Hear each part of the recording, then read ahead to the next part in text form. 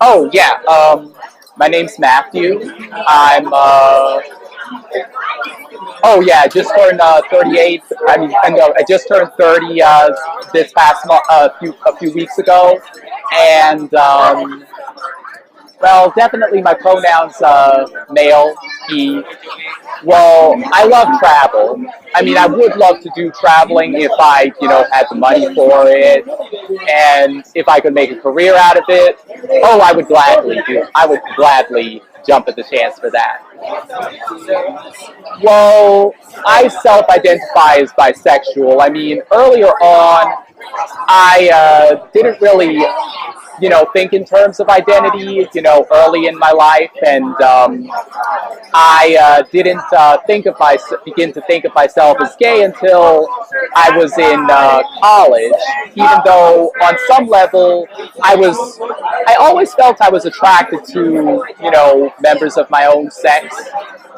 I never really thought of myself as having a gay identity until I got into college, and even now. But now I also have come to terms over the course of college that I somewhat have attractions to females as well.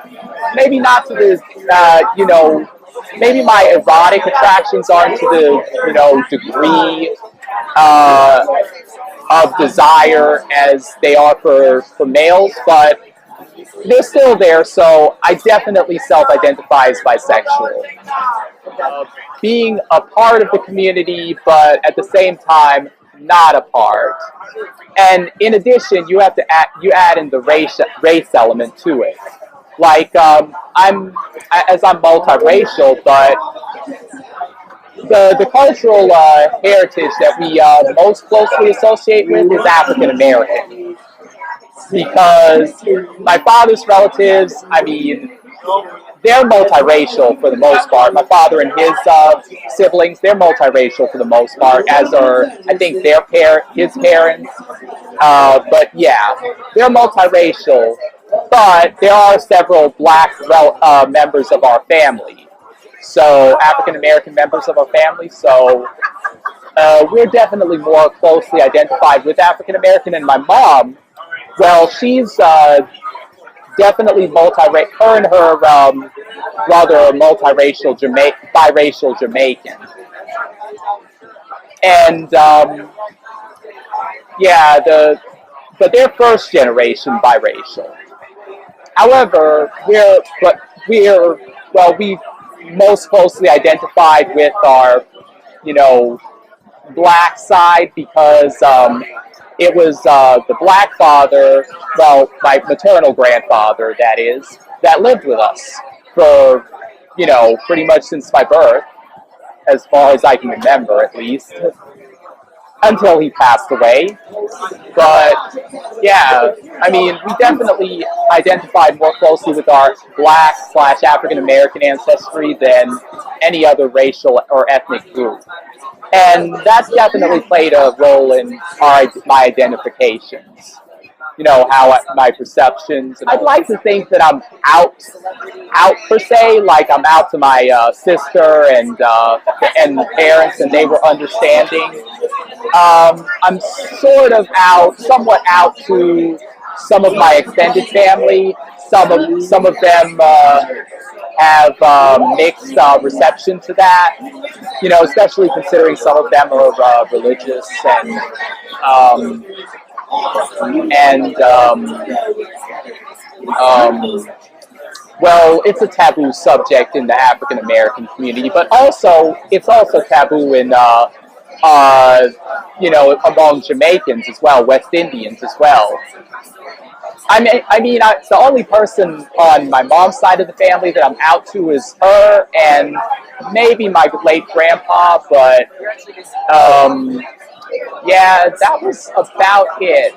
I mean, I don't know if anyone else knows or suspects or anything like that, and I'm not willing to test the waters there because, I mean, in Jamaica, homosexuality is still on the books as an illegal act.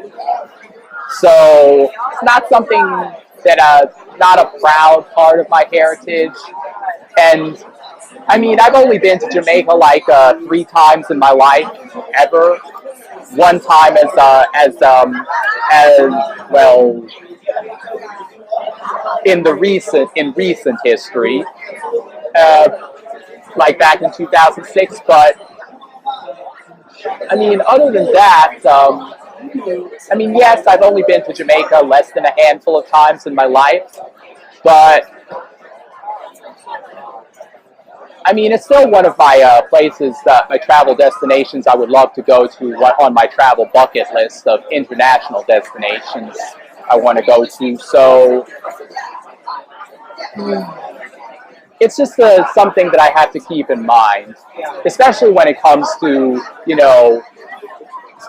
and the race issue does come into play, especially when I'm, in terms of who would I look for in a partner? I mean, because there are plenty of people that I'm attracted to, white, other races, and so forth. But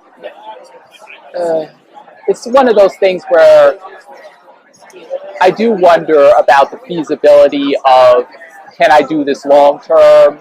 Will it work long term? And then, of course, there's the body image problem to it. Like, I'm not one of those, ripped, fit guys, so it's an issue. Everyone's voices matters in the end.